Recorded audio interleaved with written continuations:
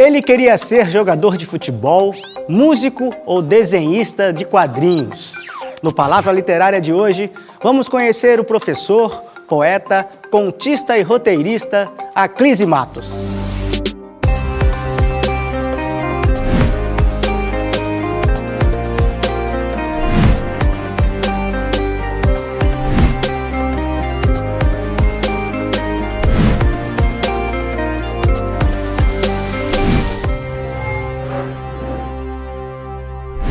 Aclise de Matos é cuiabano, graduado em Administração de Empresas, especializada em Propaganda e Marketing pela Escola Superior de Propaganda e Marketing do Rio de Janeiro, mestre em Ciências da Comunicação pela USP e doutor em Comunicação Social pela Universidade de Minas Gerais e professor da Universidade Federal de Mato Grosso.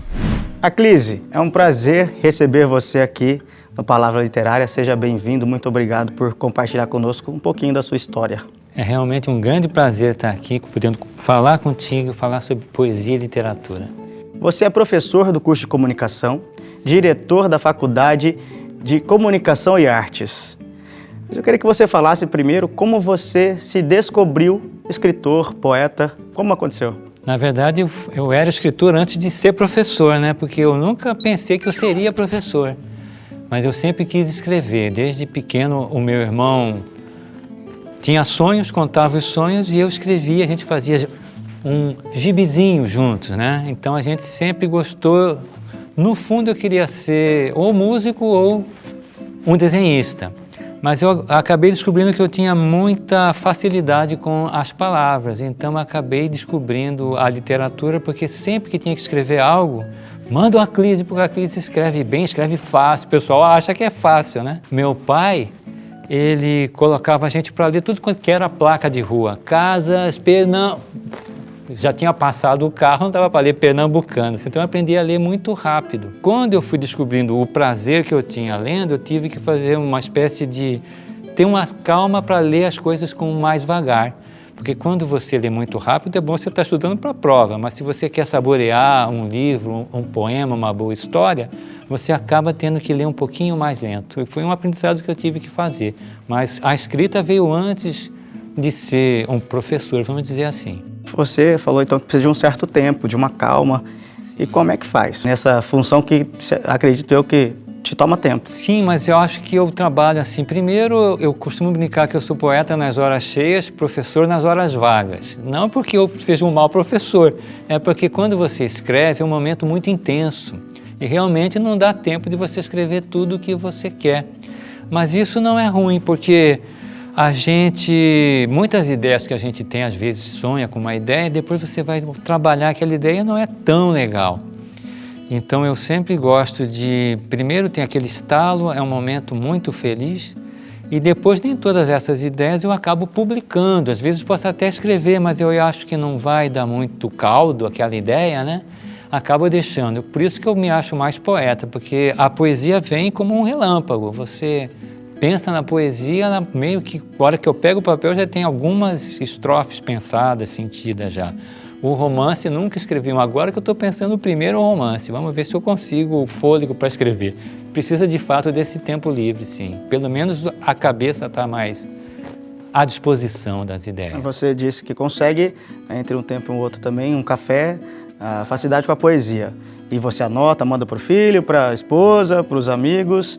Ainda tem coisa aí que está...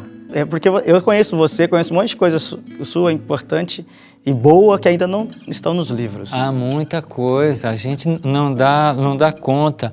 Eu gosto até de que quando eu escrevo alguma coisa, dá um certo tempo, como se estivesse sedimentando, fazendo aquele vinho, né? Você é escritor, poeta, mas também tem a onda do compositor, né, do roteirista. Dessas outras coisas que te acompanham, qual que te atrai mais? Ah, sem dúvida a música. Eu costumo brincar também que eu sou um poeta porque eu caí do céu da música. A música é uma comunicação maravilhosa. Transcende a linguagem das palavras. A palavra é muito rica, mas a sonoridade que as palavras têm, elas nascem da música. E o poeta, fazer poesia, é das artes com a palavra a que mais parece desenho ou música. A gente desenha com as palavras, faz música com as palavras. Às vezes eu leio um poema e imagino uma música que está ali guardada. A sua paixão te atrai mais a música. E sim. falamos um pouquinho nos bastidores que para 2019 agora, o disco. Finalmente, né? Eu já tenho umas 30, 40 músicas, assim, já boas, assim, que eu já cantei, tem alguma coisa assim, mas não tive a oportunidade de fazer a gravação ainda. Eu acho que seria legal, especialmente as que têm o sabor cuiabano, a fala cuiabana, Sotaque, o sotaque, o linguajar cuiabano, né? Tchacuaiá.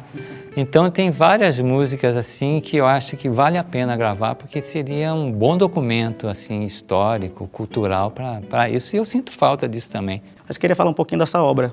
A gente poderia começar com Festa, que Sim. é um livro que tem inclusive as composições. Sim, cada livro tem um certo foco. Qual é o foco? No Festa, ele é um livro que ia chamar Rasquiodes, odes rasqueadas.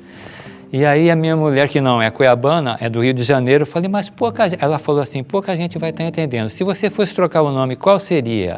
Festa, porque é um livro que trabalha a sonoridade o tempo todo. Tem as letras das músicas, que é a parte que eu mais amo, que tem histórias, né? Eu gosto de escrever poemas e letras de músicas que contam uma certa história. O Festa é o que tem maior uso do linguajar cuiabano, é o que eu trabalho a sonoridade, é um livro extremamente voltado para o som que as palavras e as frases têm. Quem muito olha a lua fica louco, ao contrário, é um livro visual, ele é um livro noturno, a lua, né? Os poemas são muito visuais, mas não tem um desenho. Já Assalto à Mão Amada é um livro que mescla ilustração, desenho com os poemas. Então, um livro, objeto assim, lindo, está esgotado, foi feito com o meu irmão Gabriel, ele que fez a capa, os desenhos, trabalhamos muito sinergicamente na época lá. Então, é um livro pensado para a roupa visual que esse livro tem. Já Sabiá-Poca é um livro para criança, né? Que eu parto do sabiá laranjeira, mas é um sabiá popular, é o Sabiá-Poca, o sabiá comum, o sabiá do campo. E eu pego o poema Canção do Exílio, que tem o sabiá, mas o sabiá perdeu a palmeira, porque assim, uma série de avanço urbano, desmatamento, e ele tem que achar um lugar para fazer um ninho. É uma história muito, muito bonitinha. Eu, mesmo curiosidade minha também, acho que eu nem te perguntei isso, entre as nossas conversas do dia a dia, vou aproveitar para que todos saibam. Quando você escreveu o seu primeiro livro? O meu primeiro livro foi em 1985, tem 30 e tantos anos atrás. Eu tinha na época 1000 poemas, para você ver como é que eu sou. Aí eu escolhi 100 poemas desses 1000 que eu achei que eram mais assim bonitos, melhores para serem mostrados. É um livro, Assalto à Mão Amada, foi o primeiro livro solo meu, que eu tinha feito alguns folhetos de poesia que saía vendendo em fila de cinema, de teatro, fazia um recital, algum show, eu tocava na época e saía vendendo. Com esses folhetinhos eu acabei fazendo o Assalto à Mão Amada. O último livro foi Festa, isso? O que está publicado é Festa, agora saiu o Sabiá-Poca. Sabiá-Poca, que é um livro infantil. Infantil. Que é novidade para você. Eu escrevi no Rio de Janeiro ainda, Natal Tropical, que o Papai Noel deixa o Polo Norte, ficou rico vendendo presente e compra uma ilha na Bahia. Você vê que o problema não é de hoje, né? O Papai Noel compra uma ilha e mora lá de bermuda, tomando água de coco, até que falta bolinha de gude para fazer os brinquedos. Olhinho para boneca e tudo. E é o grande mistério que move Natal Tropical. Obrigado, Aclise. Os livros podem ser divididos em 2 grupos, os do momento e os de sempre. E muitos desses livros de sempre acabaram ganhando as telas. Um bom exemplo é Ana Karenina.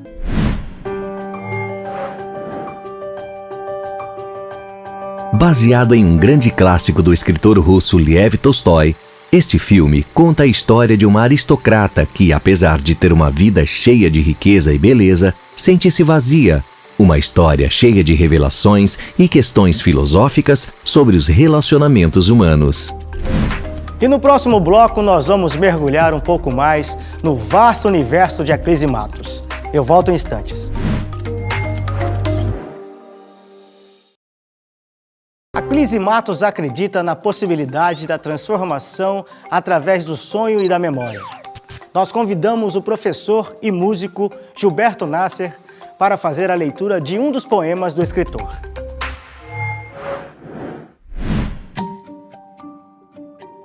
Janela, fachada da tua casa, a janela bem que podia engolir-me. Na morenez do teu corpo, quantas janelas lacinhas. Abre os teus olhos, janelas ensolaradas de seios. Janelas nas tuas pernas fechadas, umas no meio, delas outras na casa haviam, ao meio abertas talvez. Algumas, creio que não, na morenez do teu corpo. Bem que podia engolir-me em lento aperto entre as pernas do teu corpinho, a janela fechada. Quando adolescente, ele gostava de Manuel Bandeira e da lírica de Camões. Depois vieram Fernando Pessoa e Vladimir Dias Pino. Nós fomos até o Centro Cultural da Universidade Federal de Mato Grosso, um dos lugares preferidos de Clísi Matos, para sabermos mais das suas influências, seu gosto literário e suas dicas de leitura. Estamos aqui com a professora Clísi no Centro Cultural da Universidade Federal de Mato Grosso, um dos lugares preferidos, é isso? Sim, a gente que é cuiabana aqui tem essa história, né? A universidade nasce em 1970 e eu tinha 11 anos de idade e a gente frequentava aqui, a piscina foi um acontecimento, né? Todo mundo cuiabanada viu a piscina, foi a primeira coisa que ficou pronta também, mas faz parte da nossa cultura, né? E apesar de não ter estudado aqui, porque eu tive que estudar fora, porque na época não tinha os cursos que eu queria fazer aqui, mas depois quando retornei fui convidado para dar aula. E aí há um vínculo muito grande com a cultura e esse espaço que está aqui. Eu lembro que nos anos 70, eu não tinha saído de Cuiabá ainda, os carnavais que eram feitos aqui, festivais de música, das canções, eu tenho foto até hoje, Silva Freire foi jurado. E aqui também trabalhou Vladimir Dias Pino, com um trabalho gráfico famoso no mundo inteiro, né? São nomes que são referências para você. Sem dúvida, sim. Hoje, inclusive, estamos em uma das exposições do museu. Do Vladimir Dias Pino, mostrando como nasceu esse símbolo da UF, que é o quadrado, o redondo e o ato da gente tirar o ouro, a cultura como ouro, a bateia, né? Então, através desse símbolo, e essa exposição ele mostra todos os estudos visuais que ele fez até chegar àquela forma, que para mim é uma das formas mais bonitas que a gente tem. Sua referência, Vladimir, você citou outros nomes como Silva Freire. Você participou dos festivais que aconteceram aqui e algumas das suas canções estão nos seus livros. Sim, as letras delas estão lá. O que nós vamos fazer ainda, né? Conto contigo, hein, Raul? Faremos parte. Então. Essas letras, em qual dos livros a gente... Os meus livros, como eu falei, ele tem um trabalho meio focalizado. No livro Festa, eu dei ênfase ao trabalho sonoro. Então, são poemas que trabalham o próprio efeito sonoro das palavras e as letras das músicas, porque aí tem a questão da métrica, da rima muito assim marcada. Tenho livros que eu dou mais ênfase para visualidade, aí está mais patente essa grande influência do Dias Pino, do Silva Freire, mas no livro Festa eu queria fazer um livro que cantasse, que soasse, e ali estão as letras que nós vamos gravar. Você é professor já há um bom tempo da universidade, chefe de um departamento agora também. Sim. E nesse tempo, como é que funciona para escrever? Porque você me disse já que algumas das suas escritas, alguns dos seus textos, poemas, saem nesses intervalos, aqui dentro. Sim, acontece muito isso. Acho que escrever tem uma grande facilidade. A gente não precisa de câmera, não precisa de luz, a gente basta aquela cabeça. Hoje tem até o celular, né? Às vezes você manda a mensagem lá para algum filho, mulher, e ali é a semente de algum poema que vai assim aparecer. Então, escrever é mais fácil conciliar com essas atividades. É difícil o trabalho de músico. Quando eu vim para Cuiabá, tive que dar aula no período da noite, então eu não tinha muito tempo para manter um trabalho como a música, como eu anteriormente tinha feito. Mas escrever é uma atividade que a gente basta sonhar. Sonhou, tem uma folha de papel, tem um celular para digitar, você pode escrever ali, nem que seja uma pequena semente, alguma ideia, alguma palavra, né? Outro dia eu estava criando um poema porque o correto é pores do sol. É esquisito, né? Ficava meio pôr do sóis, mas só tem um sol. Aí eu falei, pôr do sóis é errado, mas isso merece um poema, que é bonito, pôr do sóis. Você pode imaginar vários sóis. Então, às vezes, você está trabalhando, eu dou aula de redação, e às vezes passo uma tarefa para os alunos e fico pensando como é que eu vou fazer aquilo ali também, né? Funciona como um grande estímulo, né? Então, escrever, acho que é uma coisa que está impregnada, assim, na gente. Você escreve, é professor, redação, inclusive. Sim. Então, de certa forma, influencia muito possíveis escritores. A novos autores, a gente fica sempre bateando, porque tem muita gente talentosa. A gente às vezes reclama que não tem verba, que aquilo, mas o talento, ele nasce independente das condições.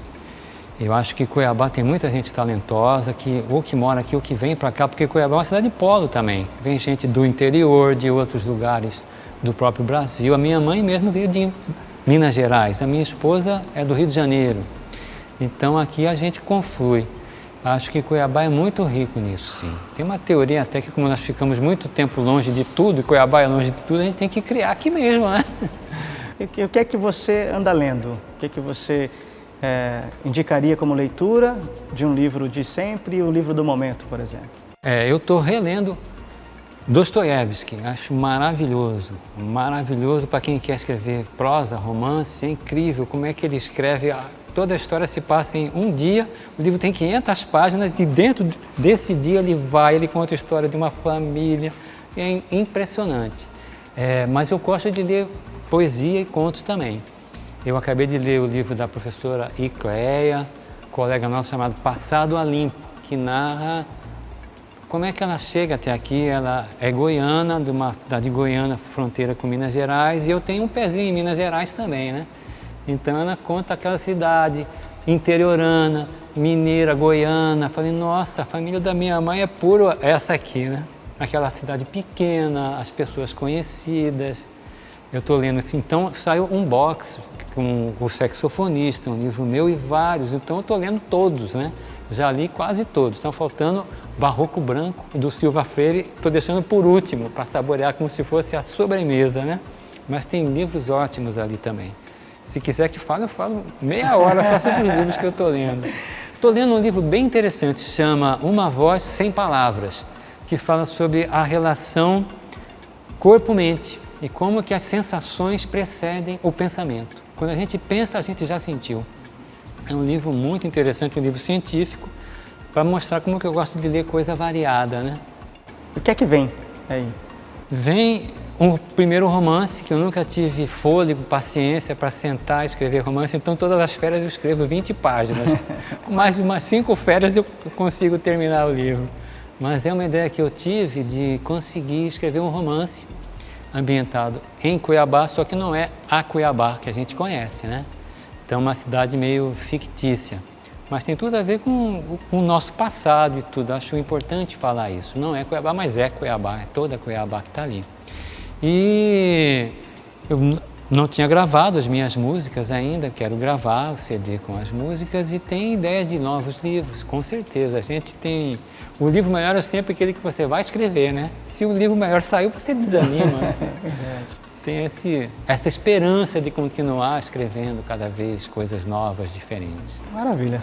Obrigado, meu amigo. Obrigado a você, pelo carinho, por estar aqui Sucesso. Com vocês. Prazer participar. Obrigado. E se você deseja conhecer mais o universo de Aclise de Matos, siga o escritor pelas redes sociais. aclise.matos no Facebook, @aclise.matos no Instagram. E no próximo bloco tem o Rolê Literário. Vamos conhecer a editora Carline Caniato e a primeira biblioteca temática da cidade, a Biblioteca Luiz Carlos Ribeiro. Eu volto já.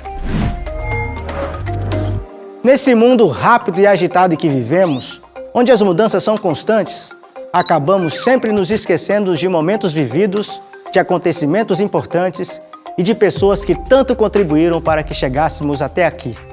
No nosso álbum de memórias de hoje, o poeta Silva Freire.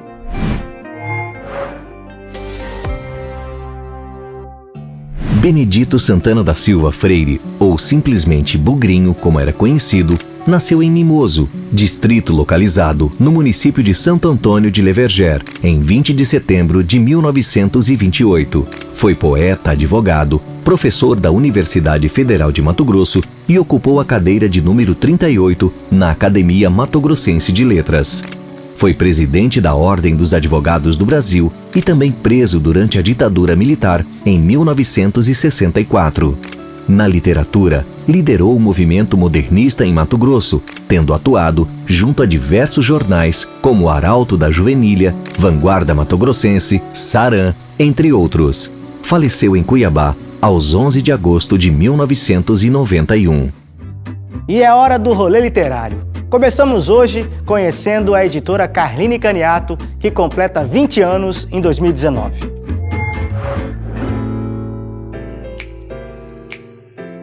Tudo começou em 1997. Eu era coordenador da editora da Unic e um dia me enviaram um currículo da Elaine Caniato e esse currículo me surpreendeu. Eu falei, puxa vida, olha aqui, olha, Cuiabá, essa profissional, né? Eu preciso ter uma profissional assim e comecei a correr atrás da direção, da reitoria para contratar a Elaine. Começamos a trabalhar ali dentro da editora e aí um dia 5 de janeiro de 1998, eu falei, Elaine, vamos começar um negócio, vamos ser sócios a partir de hoje, vamos criar um negócio chamado Carline Caniato Desenvolvimento Editorial. Eu achava bonita essa frase, né? Desenvolvimento editorial. Aí eu falei assim, puxa vida, vamos montar, vamos começar, quem sabe isso dá frutos, né? E nesse ínterim também a gente foi pegando alguns trabalhos por fora, e aí que a gente foi atendendo, editando, por exemplo, a Dufimate da Universidade Federal, já veio com um livro, eu me lembro, do Silva Freire para a gente editar, bacana, Águas de Visitação, e assim foi indo. Hoje, eu não sei dizer quantos livros editamos por ano. Eu acho que para uma editora pequena, fora do eixo que a gente chama do mercado editorial, eu acho que nós somos uma editora campeã, né? Não é uma editora que deixa os seus sócios ricos, os seus autores ricos, não é nada disso. É uma editora que nos traz satisfação. A gente publica com muito amor, com vontade, a gente traz os autores para cá, para participarem de todo o processo editorial. No nosso caso, é um prazer enorme, a gente acaba tendo um contato muito intenso com o autor. Eu acho que, felizmente, nós somos muito felizes em acabar fazendo até amizade com os autores, a maioria acaba tendo essa relação muito estreita conosco, porque eu vejo que uma particularidade da nossa editora é justamente um respeito muito grande ao autor e que ele participe de todo o processo editorial. O livro, na verdade, quando o autor chega, ele fala, eu tenho um livro, ele não tem um livro, ele tem um texto, ele tem uma história escrita, ele tem fotografias, ele tem as questões, mas o livro é construído dentro da editora e com uma participação muito grande do autor, porque ele pensou aquilo, ele pesquisou, ele construiu, ele sabe do que se está tratando. A gente tem que ter um respeito muito grande com isso. Então, todas as etapas que são produzidas, o autor sempre tem que ter uma aprovação final. O livro nunca vai ser impresso sem o autor dar plena aprovação. E a primeira biblioteca temática da cidade, voltada para as artes, já está funcionando no Cine Teatro Cuiabá e leva o nome do dramaturgo, ator e escritor Luiz Carlos Ribeiro.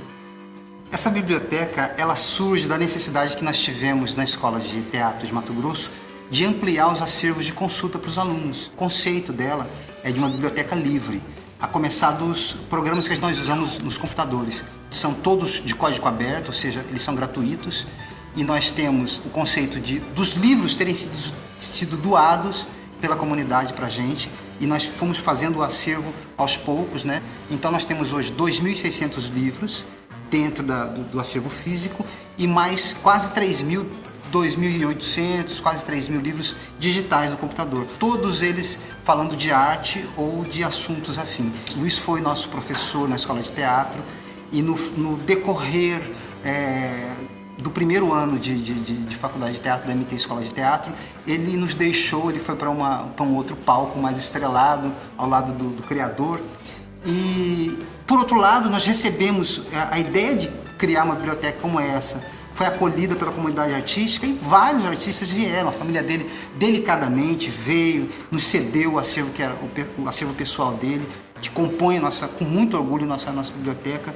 E vários outros artistas vieram e doaram livros, e nós continuamos recebendo acervo artístico aqui ainda. Tanto é que uma parte do acervo mais delicado, mais antigo, mais específico, está guardado numa sala aqui em cima, reservado para consultas mais científicas. Que os livros que a gente está recebendo são livros temáticos, né? Ou seja, ligados a artes cênicas ou às artes de um modo geral. Também literatura e poesia. E aí as pessoas que tiverem esse acervo e quiserem doar, porque livro parado não faz sabedoria, as pessoas tragam pra gente, a gente faz uma triagem do que a gente vai colocar aqui, e o que restar dessa triagem, nós encaminhamos para o projeto Inclusão Literária do Clóvis Matos. E esses livros vão chegar às comunidades carentes, que não podem ter acesso a livros. Então, esse projeto está aberto à população, como a biblioteca também está aberta à população, das 8 às 6 da tarde, de segunda a sexta. O acesso é livre e você se cadastra aqui e se torna amigo do Cine Teatro Cuiabá. Os artistas que quiserem fazer pesquisas, consultar, pegar os métodos, venham aqui, a gente faz o cadastro, eles vão ter acesso a essa literatura, né, essa biblioteca toda.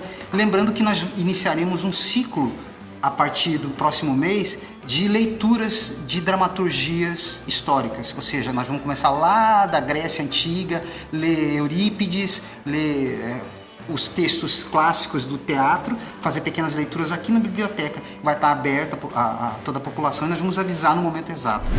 Você sabia que Machado de Assis começou sua carreira vendendo balas de coco feitas por sua madrasta?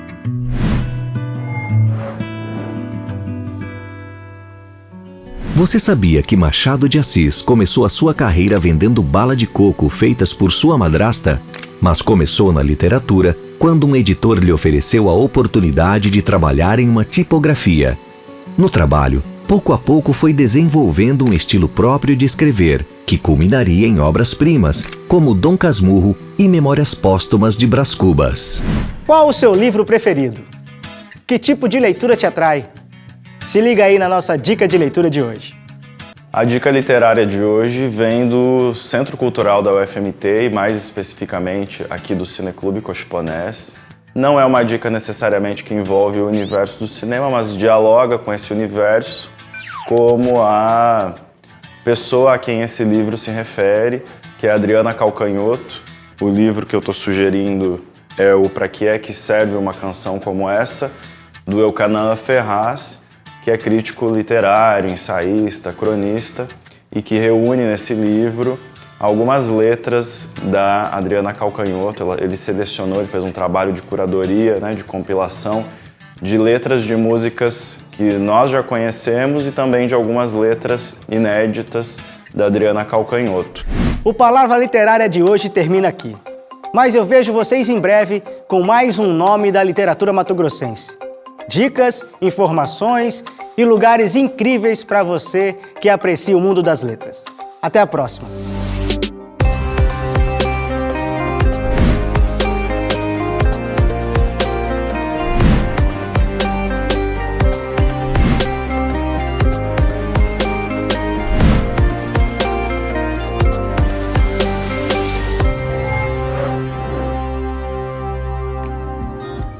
Assembleia Legislativa. Perto de você, para a mudança acontecer.